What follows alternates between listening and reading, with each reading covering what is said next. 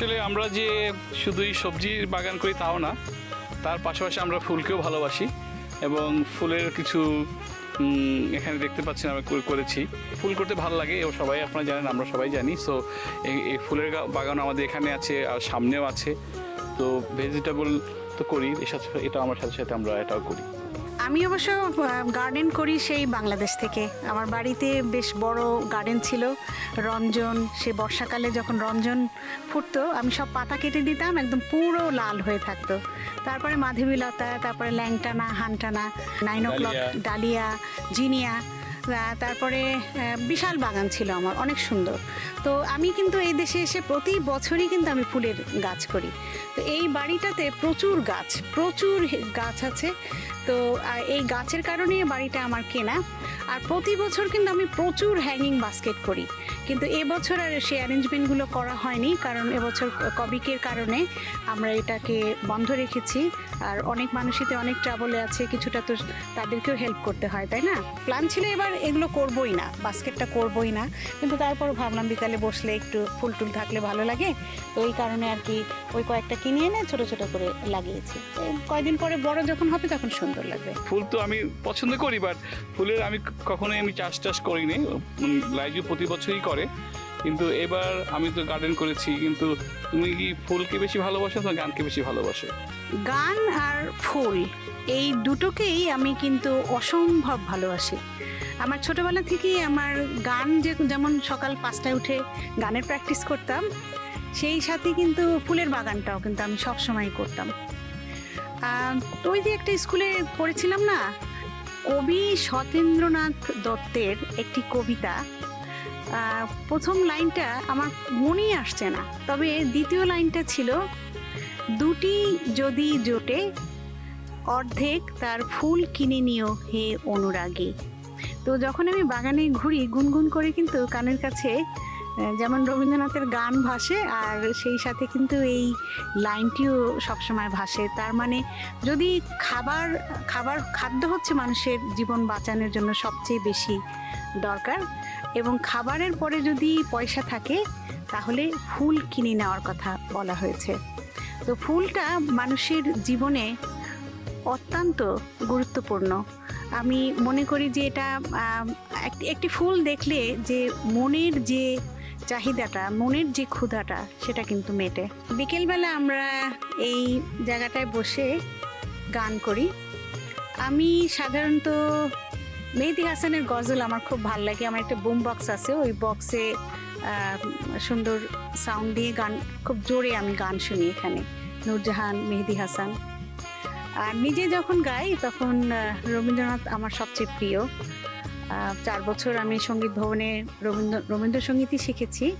তবে মাইনুল প্রথম থেকেই ওই গান করলে, রবীন্দ্রনাথের গান গাইলে তুমি একেবারে সিঙ্কিং হয়ে যাবে, একটু লাইফে আসো, এটা বলতে বলতে সাধারণ ওই রবীন্দ্রসঙ্গীতটা আমার অনেকটা হারিয়ে গিয়েছে।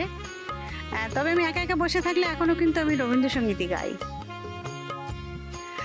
রবীন্দ্রসঙ্গীত পছন্দ না করলেও ও কিন্তু আমার মোমেন্টামটাকে খুব পছন্দ করে, সে খুব এনজয় করে।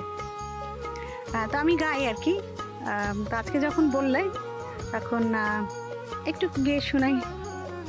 সাকাতারে ওই কাঁদিবে সকলে, শোনো শোনো পিতা, কহ কানে কানে, শোনাও প্রাণে প্রাণে মঙ্গল বার্তা। কহ কানে কানে, শোনাও প্রাণে প্রাণে মঙ্গল বার্তা। কহ কানে কানে, শোনাও প্রাণে প্রাণে মঙ্গল বার্তা। হ্যাঁ, তো গান তো ভালোই গেল আজকে, বিকালটা খারাপ লাগতেছে না। তো আমরা এখন চলো আমাদের অন্য গার্ডেনের দিকে যাই, একটু আমরা দেখি, চলো।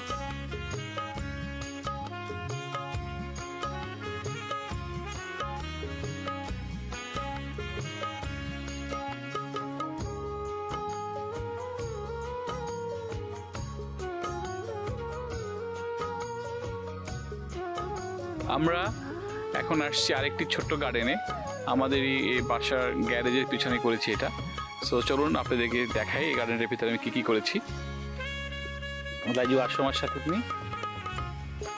আর বিশেষ করে আমরা এই যে নেট দেওয়ার কারণটা হলো গিয়ে যে নেট থাকলে এখানে আমাদের ওই যে বিভিন্ন রকমের যা খরগোশ বলেন, তারপরে আরও কিছু অ্যানিমেল রেকুন এই এলাকায় আছে আমাদের এখানে, তো সেই তাদের উপর থেকে বাঁচার জন্য। তো এখানে আমরা করেছি প্রথম লাগিয়েছি আমাদের আলু। তো আলু গাছগুলো বেশ ভালোই হয়েছে, খুবই সুন্দর আলু হয়েছে। তো আলুর পরে আমাদের এখানে আরও আছে উড়ুগোলা এখানে ফেলেছি। উড়ুগোলা খুব শীঘ্রই এখানে দেশি পুঁইশাক লাগে, বাট পুঁইশাকটা তেমন ভালো হয়নি, বাট ইটস টু লেট, মানে দেরি করে লাগানো হয়েছে সেই কারণে।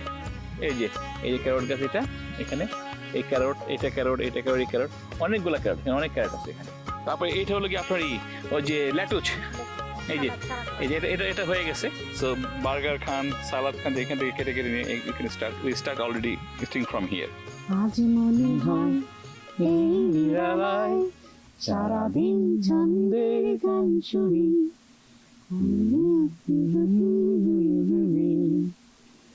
আমার পরাণে হাসি, তুমি যে বাজাবে বাঁশি, এই তো আমারই জীবনে তোমারই অভিশাপ,